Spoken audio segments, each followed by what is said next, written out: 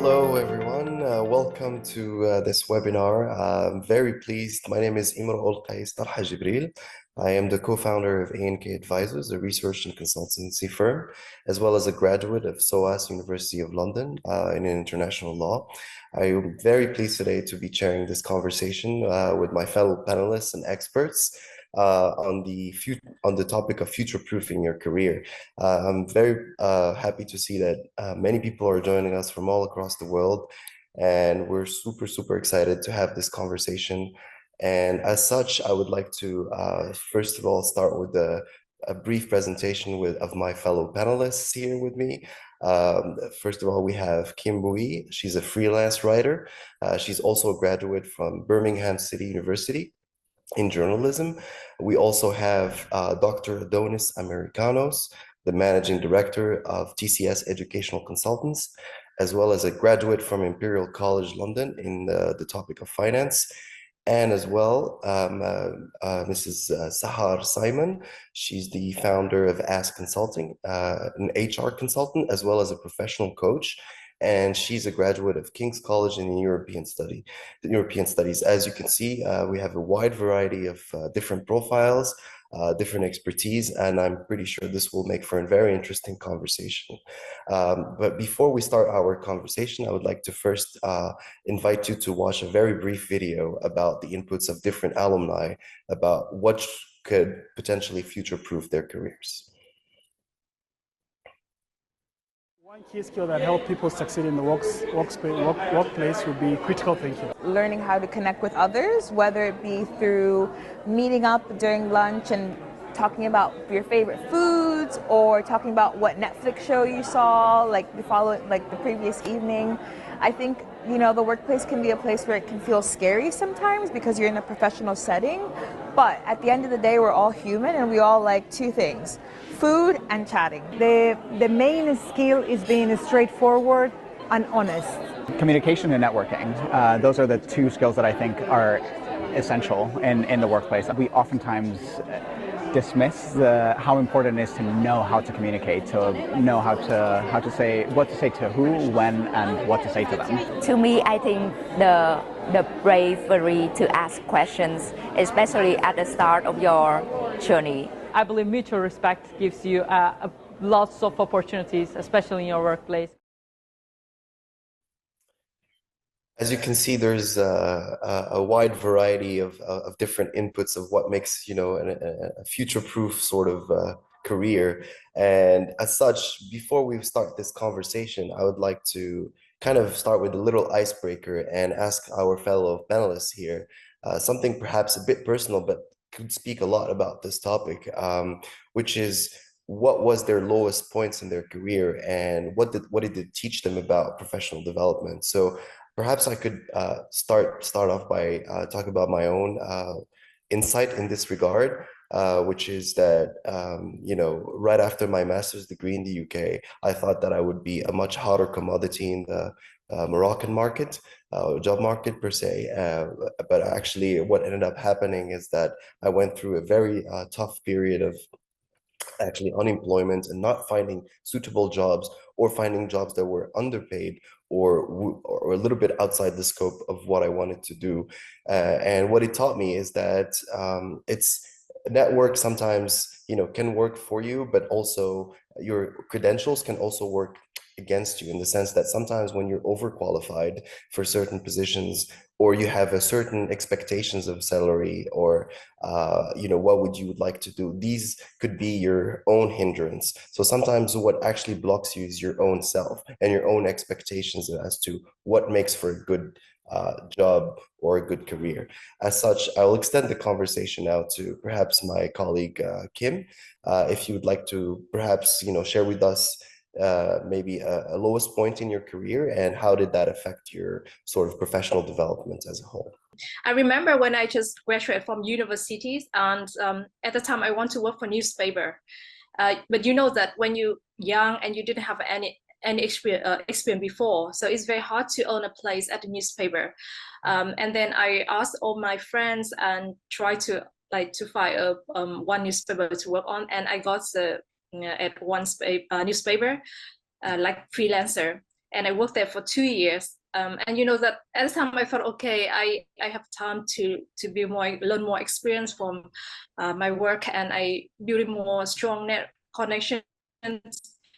But suddenly to myself,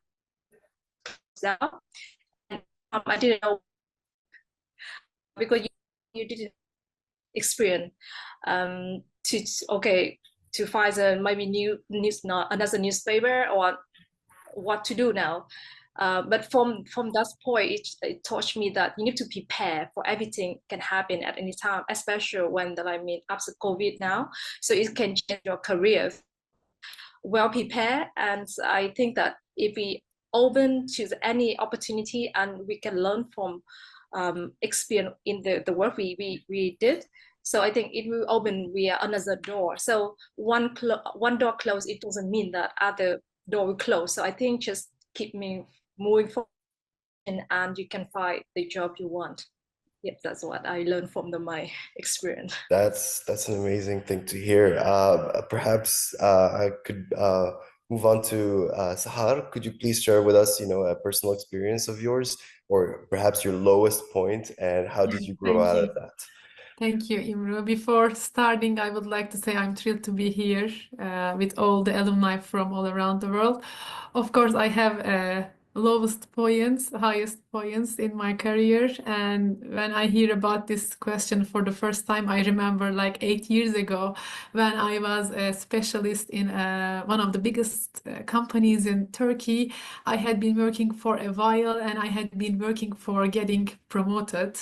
And I had been waiting for that maybe for 1 year. And so the end of year came, performance results and everything, that time that everyone is going to learn either they are going to be promoted or not. So I had this conversation with my manager. I remember that the time that I went into the room with great expectations. And in that meeting, I have learned that I was not promoted. Hmm. And on top of that, there is an organizational change. I was like kind of downgraded. So where I was waiting for to be promoted, I had learned that I even almost was losing my position. I remember me coming home crying with my mom and all family, like such a big disappointment for me. When you have big expectations, when you learn that it's not going to happen, you always feel it's worse. So that weekend I passed on Monday, I said, I'm going to quit. I'm not going to work for this company. I remember my mom, she stopped me and said, okay, you are feeling disappointed, but just wait and see. Maybe things will change in the future. It was really hard for me to stop in that moment with that huge disappointment feeling. But I stopped. I didn't quit, and I waited. And surprisingly, it turned out to be that organizational change helped me a lot, learning new things, working with new people, and even putting me in a position where I improved my skills. So now when I look at that time, I feel like, thank God I didn't do that thing and I didn't quit. At the beginning, it seemed like something really bad, but then it turned out to be something great. And if I could ask you, what made you really not quit? Was it only your mother, or was it like your own Um, determination to stay in the company? Maybe I would say not only my mother, only like looking to my career in just not in one step. I try to look to my career as a long journey. So I considered this experience as only a one experience. I said I'm going to have like 10, 20 years of experience. So let's take this lesson and keep going. So you took sort of the longer term vision rather than a short term Exactly. vision. This is only a step towards that longer term goal. I mean, that's an interesting and valuable lesson. Thank you for that. Thank you for sharing. Dr. Adonis, would you like to share with us your perhaps your lowest point in your career? Yes, so Imru, I think that most people's lowest maybe point in their career is when they start, when they feel they are overqualified, when they're trying to find their first employer. So urgently trying to get into the marketplace, I would say. But my lowest point, I think, in my career was when I was changing a career from working at an academic institution and going into consultancy. And then I discovered that I had to learn new things at a very fast pace, I would say.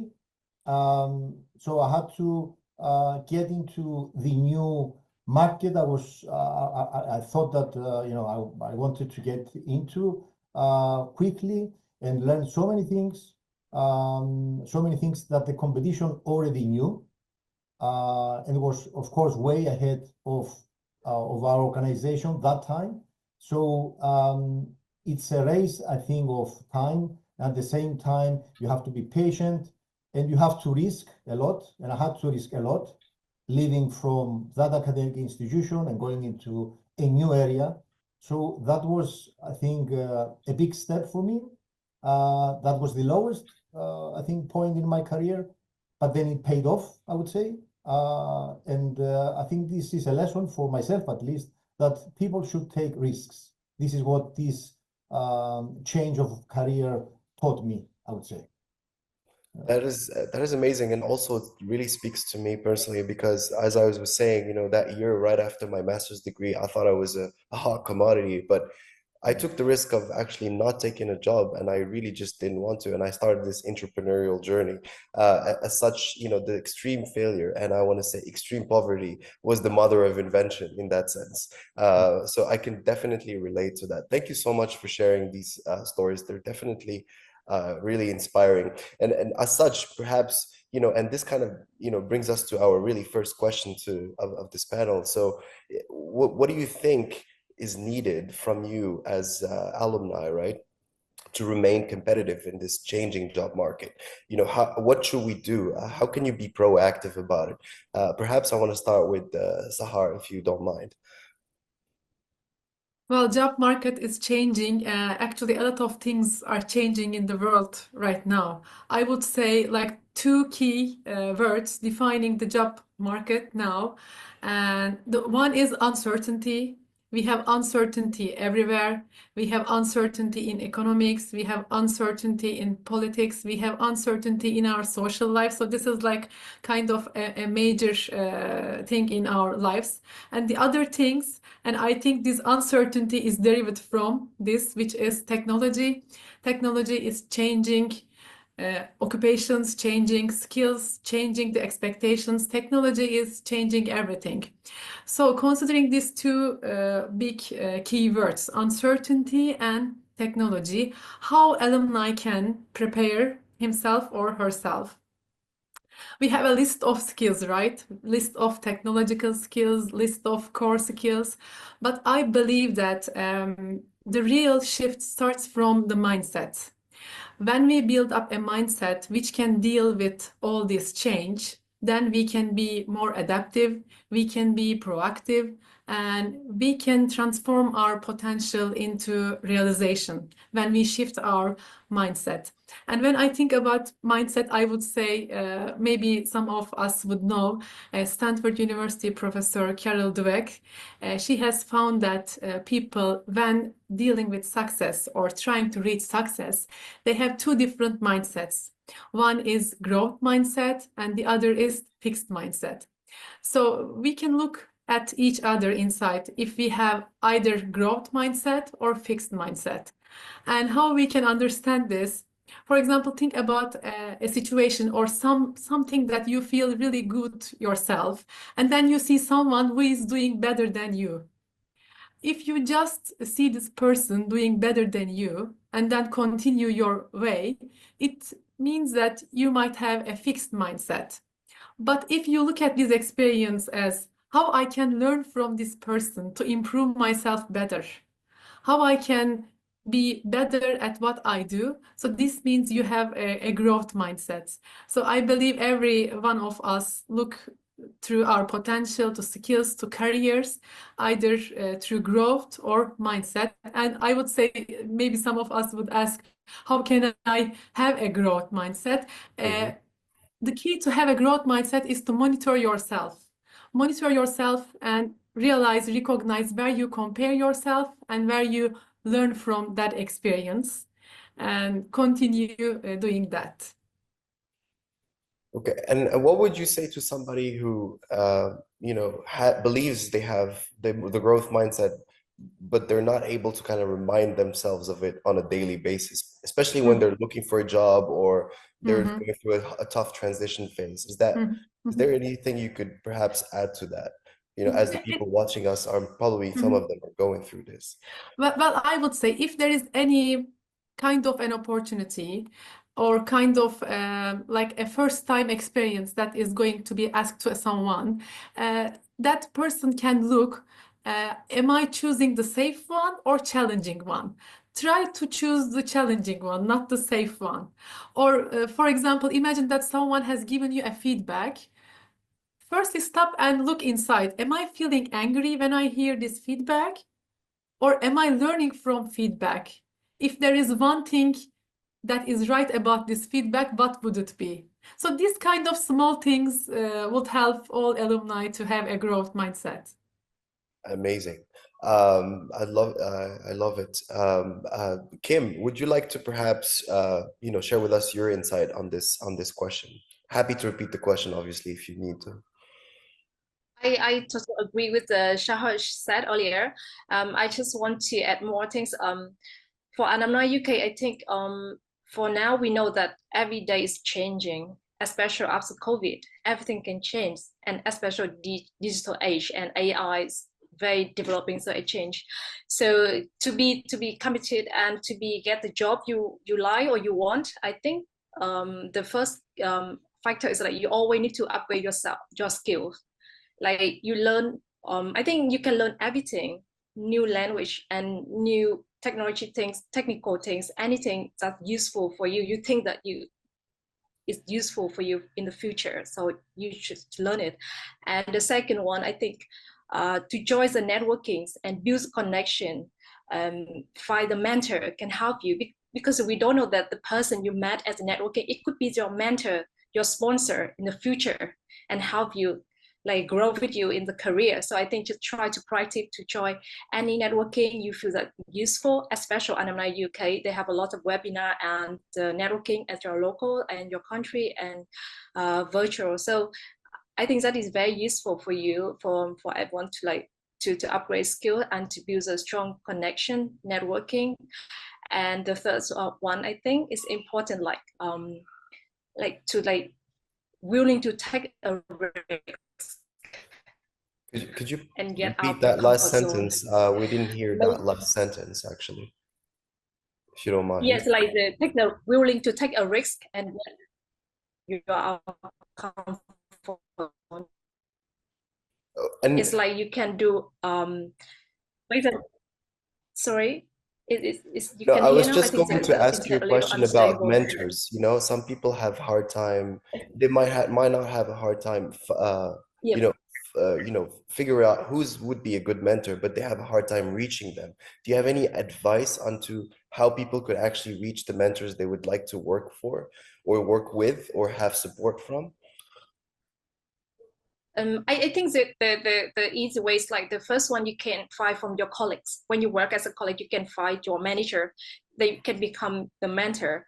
And the second one you can find as a networking when you go to the like in the networking with a different background from different people with different experiences. So you can when you talk, you can see okay they are aligned with your vision, your goals. So you can like approach them to become your mentor. And the third one, I think maybe your friends from their colleagues, when they introduce you to someone they know, could be the good mentor for you. So I think all of that way people can easy to find the mentor to can help you to help you to put give you some advice when you grow your career in the future. That's amazing. Perhaps one last follow-up question on this topic is, what do you think are the top transferable skills to remain competitive as a journalist, for example? I think the first one is always like the adaptability. Mm-hmm. And the second one is the flexibility. That is the important because when we deal with the deadlines and, like, for example, writing as for journalists, deadlines and everything changing for the news and everything, the storylines. So I think adaptability and the flexibility so can help you to like adjust yourself and to be calm in the situation and can give your right decision when you do it. Especially, I mean, in general, if when you find a new job or you're looking for the new job and you like, you need to be, for example, I don't have experience on this one. Should I take the other job without experience or not? But I think that when you feel that you're ready, you're well prepared with adaptability and flexibility, you can like ready to move on and to take it. Yeah. That is certainly a highly transferable skill for sure. Perhaps you can tell us later about how to actually do that, to become adaptable actually in this world. Is that, Yeah. you know, something that just comes naturally, or, you know, we have to work on it? Such, perhaps we would like to hear from Dr. Adonis. How do you see, the changing job market, careers evolving, and, how do we, be proactive about this very dynamic workplace, Dr. Adonis? Well, first of all, let me say, Imru, that things have changed after COVID. Things have changed a lot, I would say, after COVID. And people realize that, I mean, we continuously need to change ourselves, and we need to adapt to the new reality, I would say. We need to be curious about ourselves, and we need to be willing to invest in ourselves. Many people didn't have the IT skills before COVID, and they had to adjust quickly to the new environment. So, some took online courses, other attended workshops, other, talked to, various friends to, get these, skills that were needed, especially after COVID. So I think that COVID has made us all realize that nothing stays constant, and the world is evolving. And for me, the most important aspect in a company's, if you want, asset is people and the personnel and the workforce. And that's how we need to see ourselves. We need to see ourselves as the most valuable asset in a company's balance sheet, I would say. Interesting insight. And in that sense, what do you think are the actual technologies? This is sort of my second question, or what do you think are the, how does the emergence of all these technologies, AI, automation, whatnot, kind of, how are we supposed to cater to this kind of really fastly evolving landscape in terms of technology, especially in a post-COVID world? Well, everybody talk these days about ChatGPT, and this is probably the first now DeepSeek. Yes, and now DeepSeek. Yes, so this is probably especially those that invested in shares. So this is probably the first thing that comes into our mind when we talk about AI.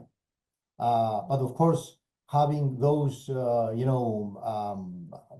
technologies or IT skills is not all about ChatGPT, of course.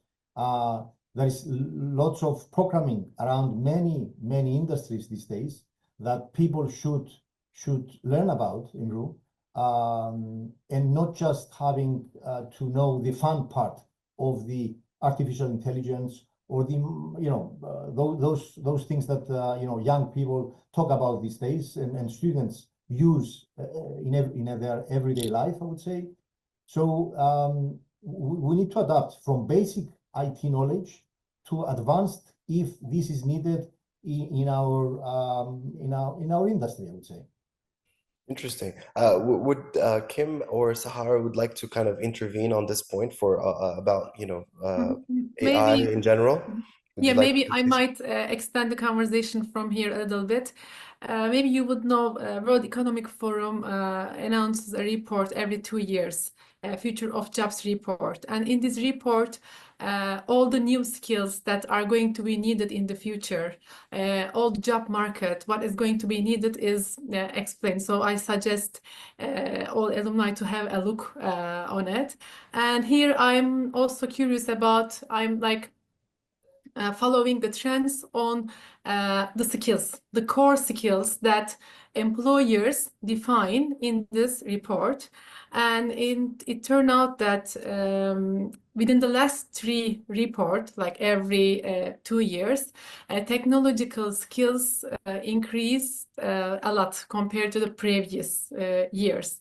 And those core skills which are related to technology, there are 5 main skills.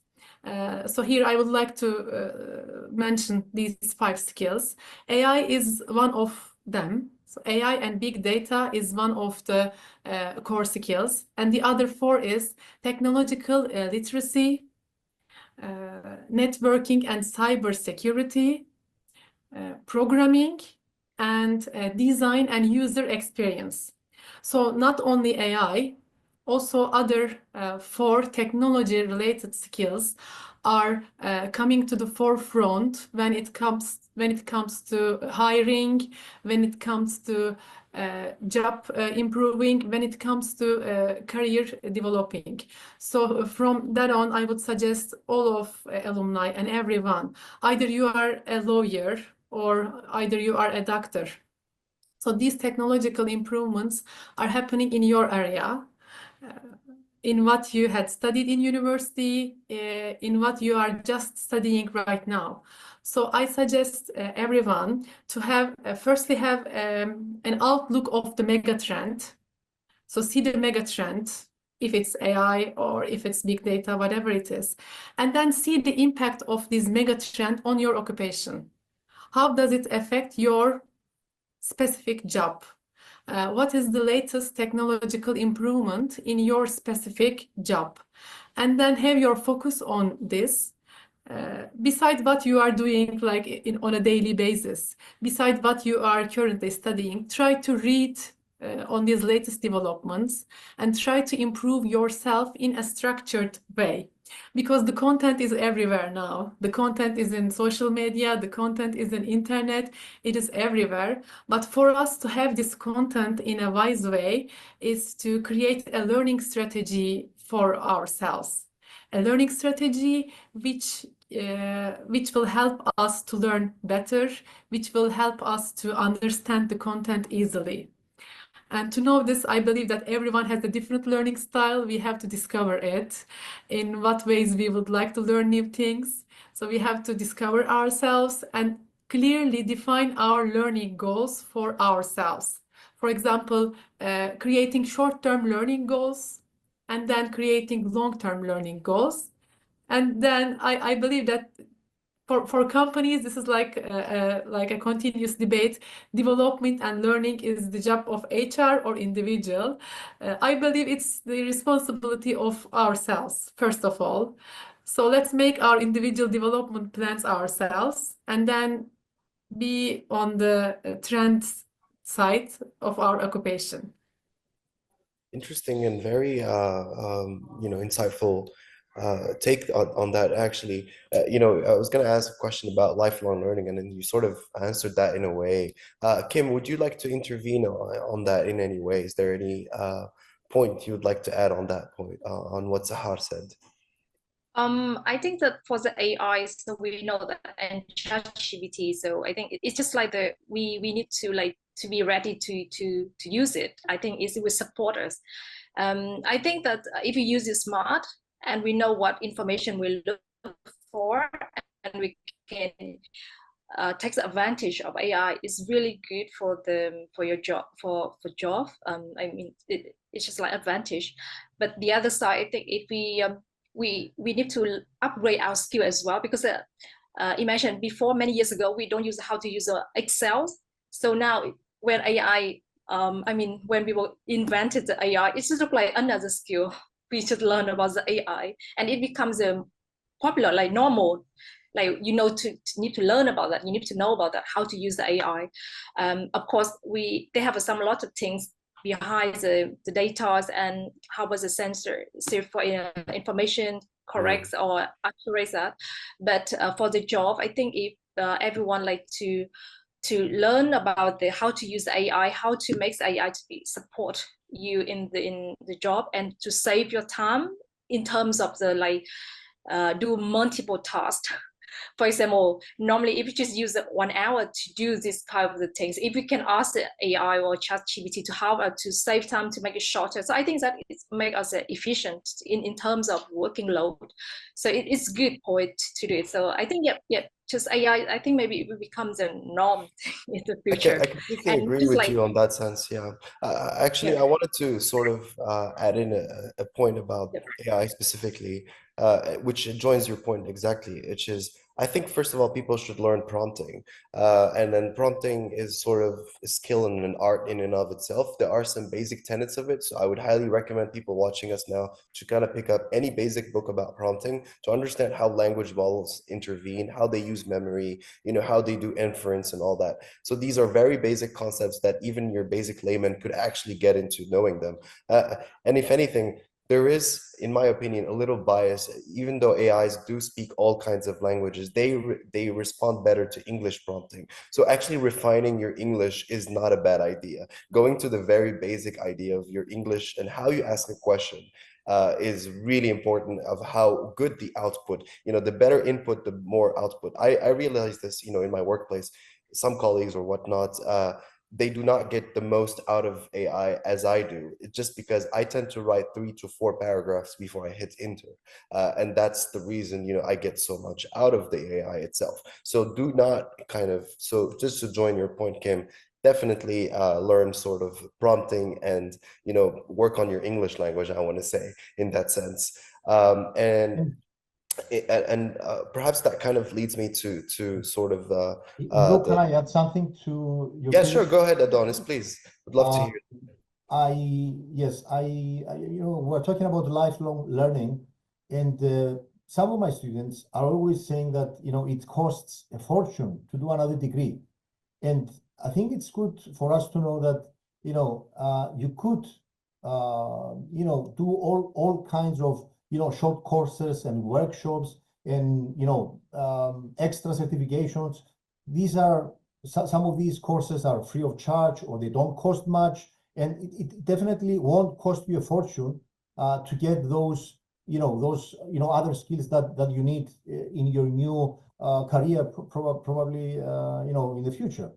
So this is something that, people need to know. Also, there are other ways for you to learn those skills that you need. I mean, you could, get a work in the industry that you're interested in without payment, like an internship or volunteering work.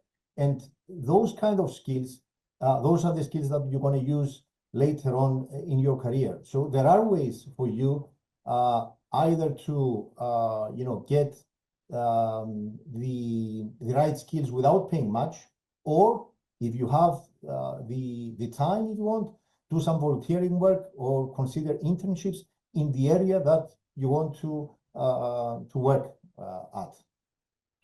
Yeah, I would kind of highlight the website Udemy, very useful. British Council itself obviously has some online free courses that are really good. And yeah, for sure, these are definitely like a cheap way of getting trained. Although there's a bigger conversation about, do we need more degrees and certifications now, or do we need to prove more our skills in the workplace? That's definitely a debate going on at this point. And in that sense, how do we kind of build resilience, in this world, where AI might remove our jobs or take over at least the clerical, simple tasks that we have. And even in the case, for example, in your case, Kim, for example, in journalism, right? Do you see any sort of threat to journalists at this point, and why not? And how could they sort of build resilience in that sense? That's my question to you. I think for the journalism, I think I read a lot of the articles and people just mentioned about the information when we send to the audience. It could be like authentic, or it could be like added by AI, because AI now can write the article faster than you spend maybe in the traditional way, like a few hours. But that is not the question. But the other side, I think when we do some research, because in the past, if we have used the traditional way, like to need to find a lot of the papers to find the information, but now with AI, I think it saves a lot of time when we do go to the research information. But we need to check as well to make sure that all the information is accurate. It quite be like affect to the work of the journalist, but AI is still there. I mean, it's still not a human. It's not human anyway. And we read the article, we want to feel the human stories and in the way of people experience it. They meet the people, listen to their stories, and audience can read, feel the same. The journalists write about stories. So I think that's a human. That's a sure. They can like arrange the word together, sentence, and even information, but the human touch, I think, is cannot replace We will be seeking a lot more human yeah. interactivity, I guess, in the future. Yeah, Or, yeah. you know, we would rather be reading something written by a human. That's for sure. Seher, perhaps as an HR professional, what do you advise people to do, you know, to build resilience or go towards about, you know, unconventional sort of career paths and things like that? Is that something that you discuss with your Yes. clients? And how? What do you actually recommend? I would suggest, I think this is also one of the core skills mentioned in the report, emotional resilience, because especially after pandemic, imagine the COVID times. In 1 week or 2 weeks, we were just at homes. We had to work from homes. Everything has changed in the world.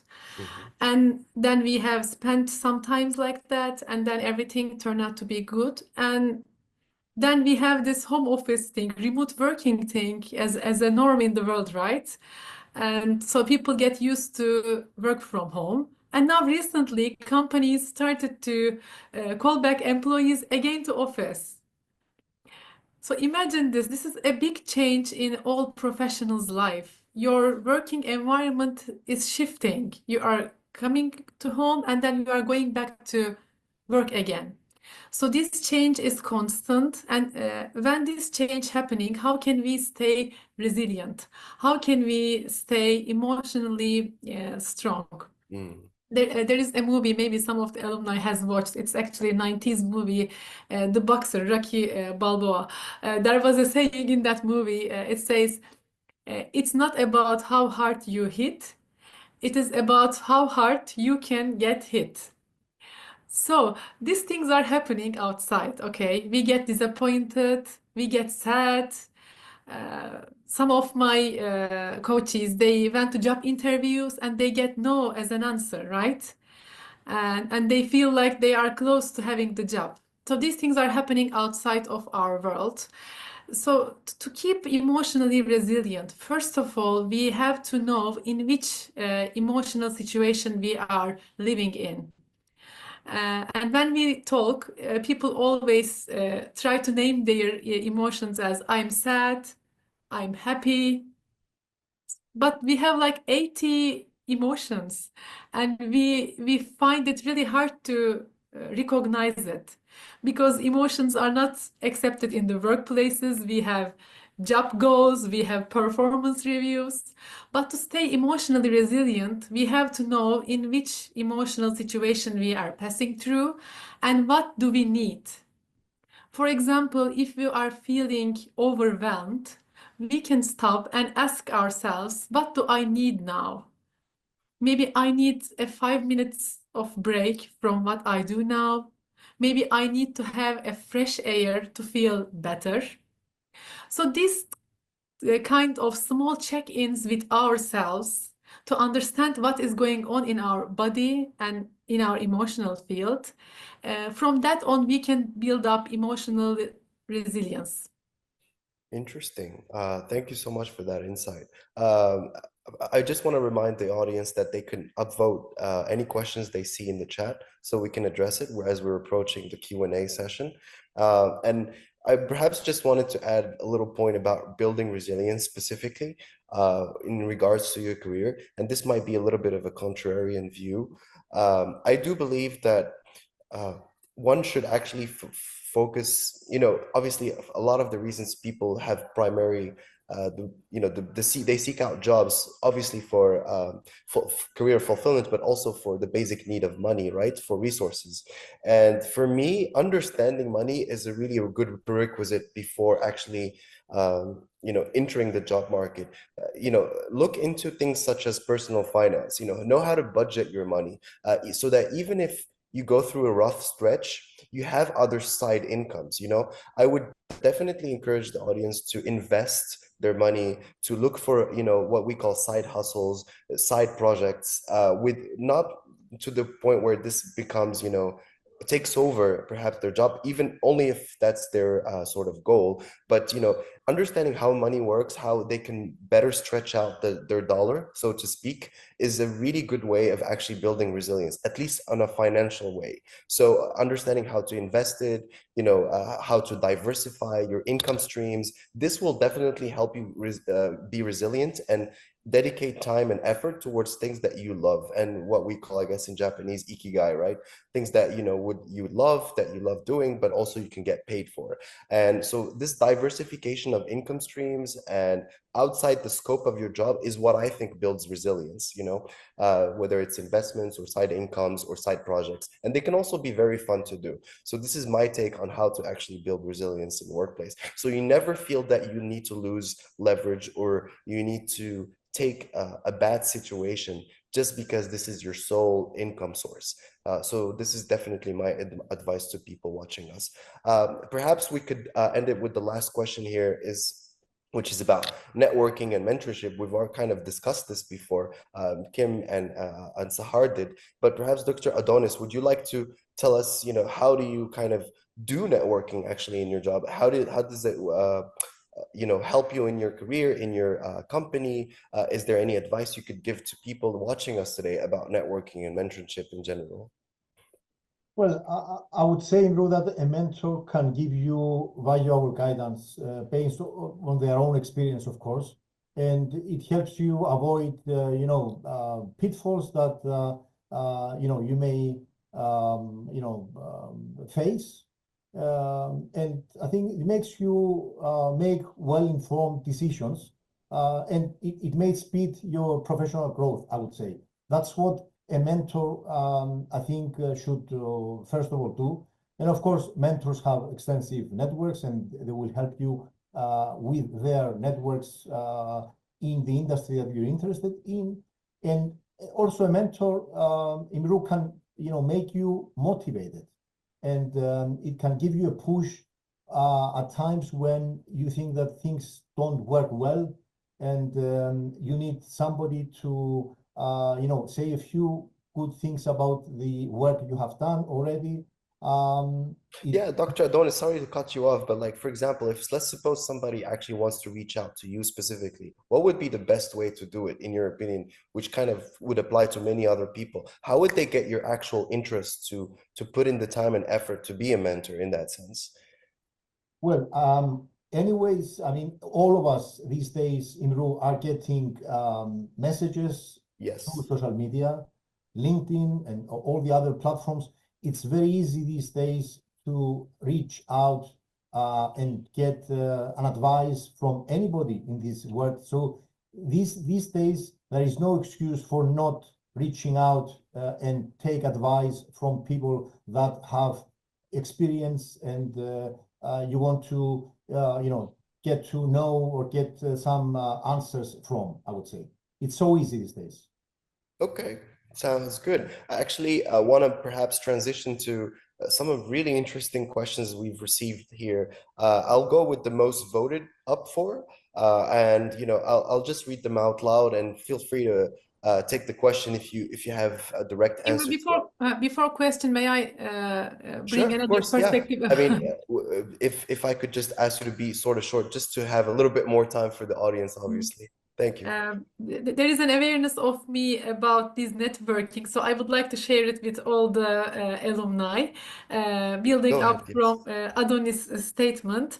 So there is a really nice saying of Picasso. He says, "The meaning of life is finding your gift, and the purpose of your life is to give it away." So when we look at networking, something that we can take, we always look from one dimension, right? What can I get from this relationship? What can I learn from this relationship? But when we shift our perspective, what can I give to this person as a gift? What can he or she learn from me? What can he or she learn from my experience? You know, this perspective is changing a lot with networking and mentoring. And here in this panel today, I'm asking our alumni. We see like a lot of people attending from all around the world. Just imagine how you can help each other. What kind of learnings you might have from each other. Someone from Africa, someone from United States, someone from Italy. Uh, what skills you can give as a gift to another alumni? So I would like to leave this as a question, so maybe everyone will think about it. That, yeah, I definitely recommend the same thing, kind of look at what their interest would be. Actually, what problem would you be solving? Don't approach people with an ask, approach them with a solution, right? This is what I think you need, perhaps I can help you with this. This has definitely worked for me at some point in my career. So yeah, thank you for that, Sahar. Thank you for taking the time to share that with the audience. There was this really question kind of, I can also relate to this question in some ways too. So I'll just read it. I see myself more as a career person rather than an entrepreneur. No, I'm sorry, not this question. The other one. Most creative jobs I've applied for either got no feedback or no reply. I struggled to find something for 2 years and ultimately had to leave the UK because my postgraduate visa ran out.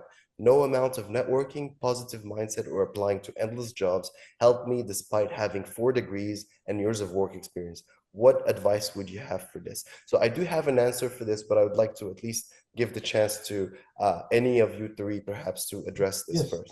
can I just say something on this, Imru? You don't need to blame yourself. I mean, the economy, many European economies these days are not doing great. So it's not the alumni's fault that he or she didn't find a job. So you don't need to blame yourself. Probably it wasn't the right time, but maybe in 6 months or a year's time, maybe that's the best time for you. So you shouldn't stop, searching for that, new career or job that you're looking for, I would say. I want to say, like, when I was in the UK, I actually looked for a job as well when I graduated, and I was not successful. Same thing, did networking, did positive mindset, whatnot, until I had to basically leave. And here's my answer to you. What happened to me later was actually better than finding a job in the UK. So as far as I'm concerned, it was a bad for a good. So in the sense that, as Adonis said, I don't think the UK was specifically, let's say, in a good economic state, let's say, to be hiring, and it's very difficult, and there's sometimes preference for let's say locals rather than foreigners and whatnot. But actually this pushed me towards my entrepreneurial journey and better opportunities down the line. So if anything, I'm glad I didn't find a job in the UK, because maybe it would have set me up for another sort of career that is completely different than what I am now, which I wouldn't switch for anything else at this point, for sure. So that is my answer to that. Is perhaps Kim or Sahar, would you like to add anything on this question, or should I kind of go on to another question? I totally agree. Maybe we can move if Kim doesn't have any Sure. comments. Let's so that we can get a little bit more questions. I'll get the second most voted one. So this person says that they see themselves as a career person, rather not an entrepreneur, but with a UK master's and 15 years of experience. It has been difficult getting a befitting job. I have taken professional qualifications, but still I am yet to get a good job. I see people with lesser qualifications getting better jobs. What do I need to do again? I think Sahar or Kim, I think you definitely might have an answer for that. Human brain always works like this. We always inclined to compare each other with other people. We compare each other with our sister, with our brother, with who's around us. But what I would say is to focus on own journey, to focus on own career, and to find another perspective and dimension of from that experience what he or she can improve on. For example, for Imru, it's not a failure, so he drew up from that experience. He moved to another field, and he has another career in another field, I and he's definitely thought it was a failure at the time, you know, but then it yeah, turned out to be actually yeah. not a failure, like you said. Yeah, exactly. So exactly, now he or she who asked the question, having this term of unemployment.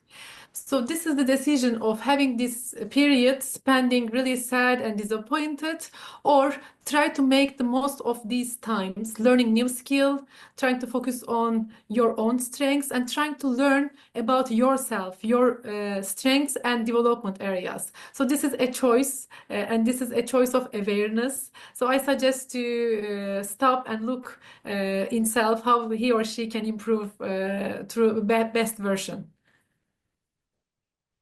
Okay. There's a question for Mr. Adonis. How do you take risks towards career goals when the future isn't as certain? How does one navigate this aspect in their own development? Well, Imru, I would say that in finance, we say high risk, high return, first of all. So an alumni should, first of all, reach out to himself or herself and say how risky he or she is. Now, if you're willing to take risks, you may have high returns later on, I would say. It all depends on whether you feel ready to take this next step, I would say, in your career. Some people, I don't think they're as ready as what they say they are. And they face, difficulties later on in this way forward, I would say.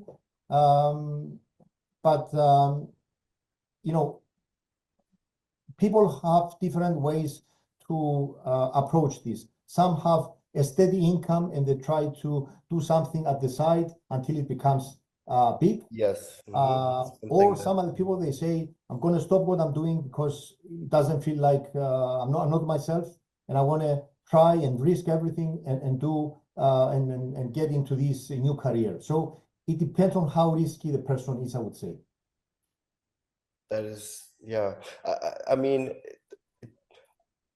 yeah, that's an interesting take, Dr. Adonis. Actually, there was just two questions that were specifically sent for me, and I want to address them in one answer, which is, there's one about how to transition from a corporate job to entrepreneurial journey, and what would you need to actually, get into entrepreneurship in general.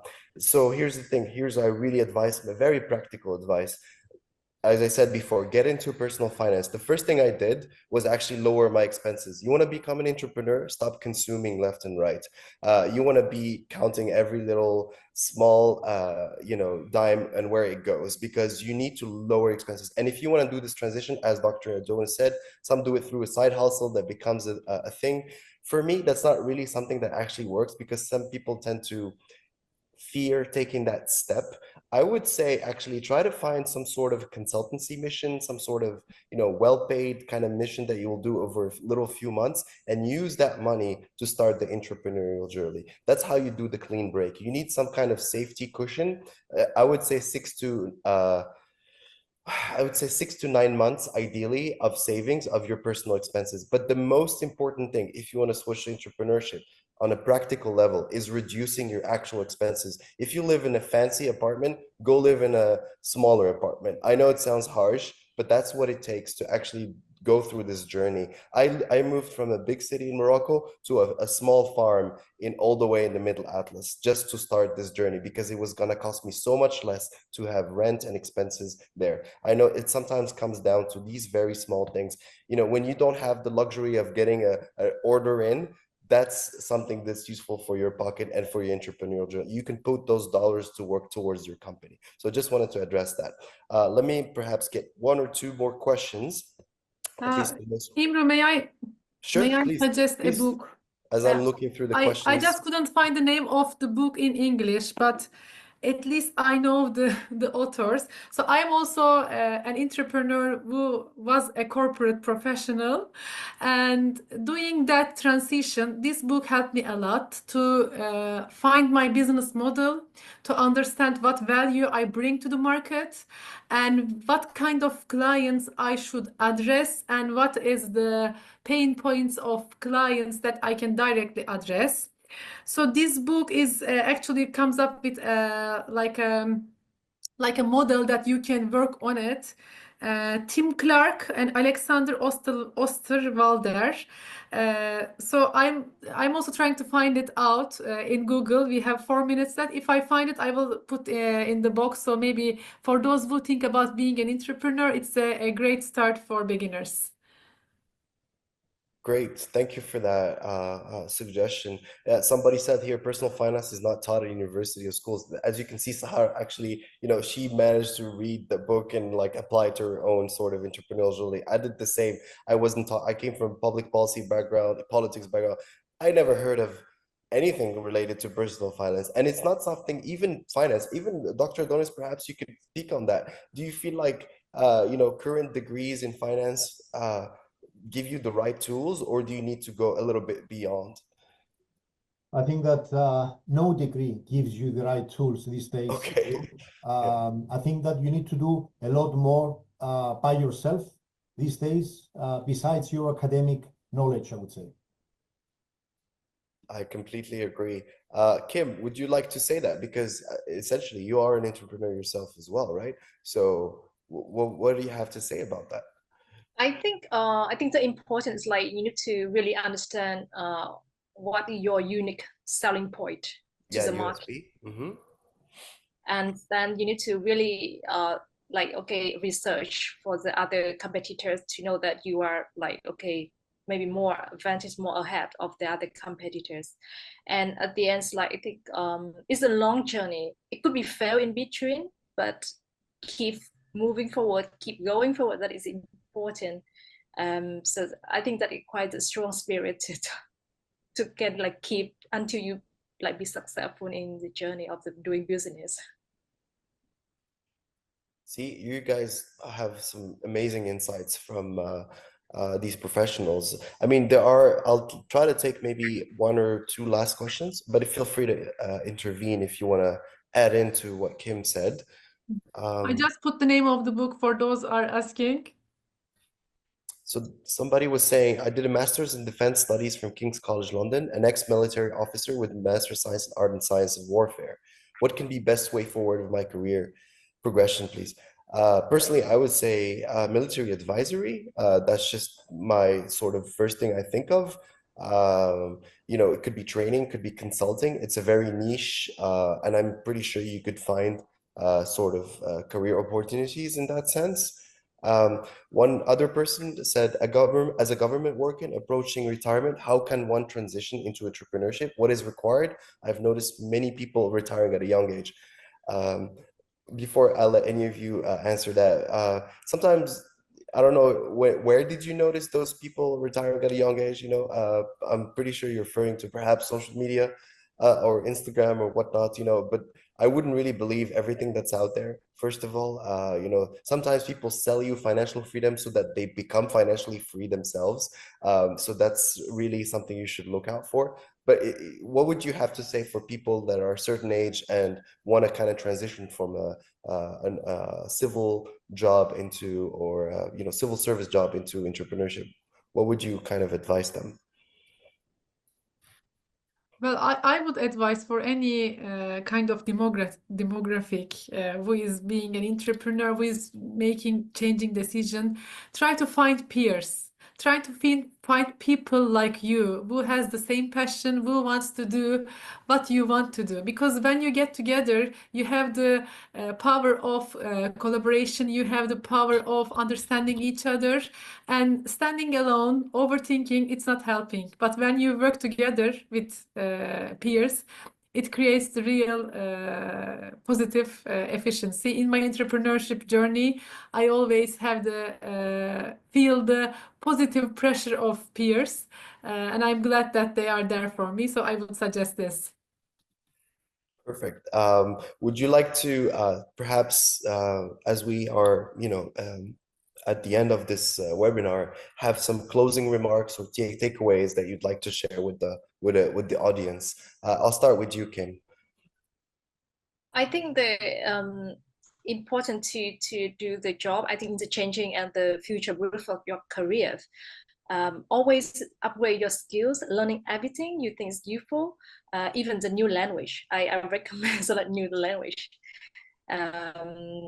You feel like, okay, it's not suitable now, but maybe in the future, because we cannot predict the future. So learn everything and building your strong connections and meet the people, find the right mentor and sponsor, proactive, and join any communities you think that you can bring your value to to help other people, especially and a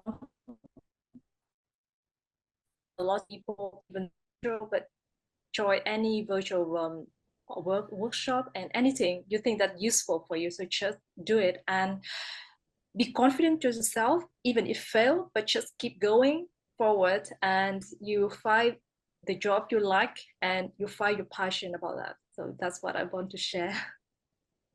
Thank you.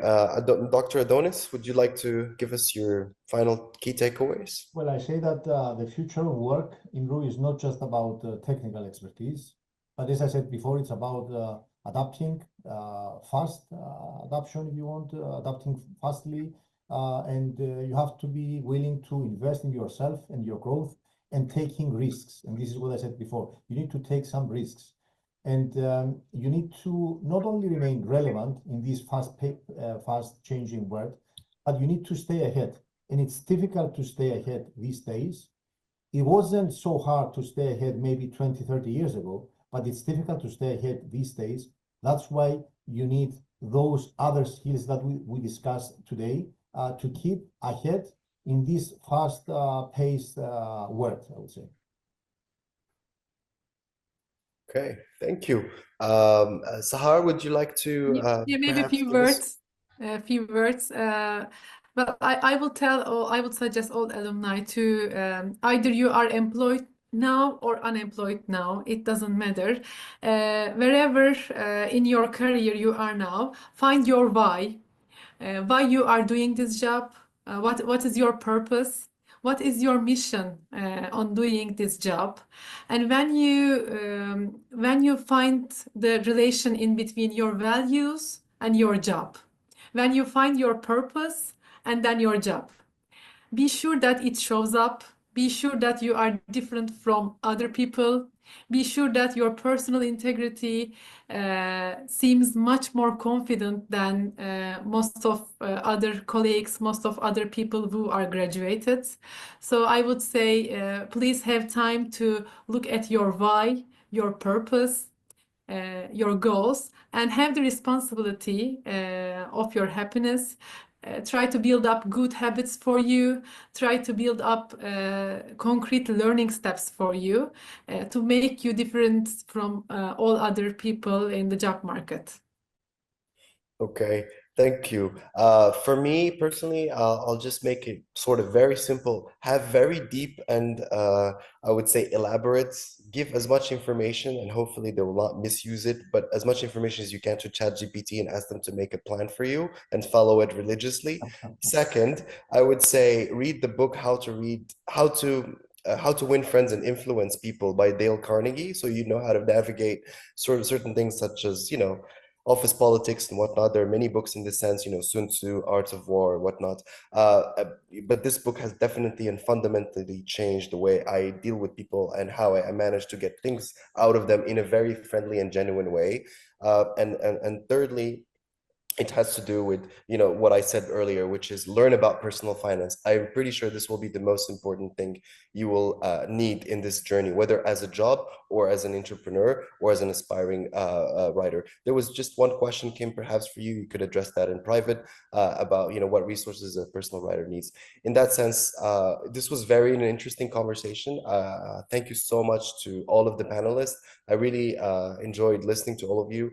Thank you so much for the honest as well, for being engaging and asking us these very relevant questions. I also invite you to the next session, which is the Changing Creative Industries Landscape, which is starting now. So thank you so much, and I look forward to many more conversations like these in the future. Thank you.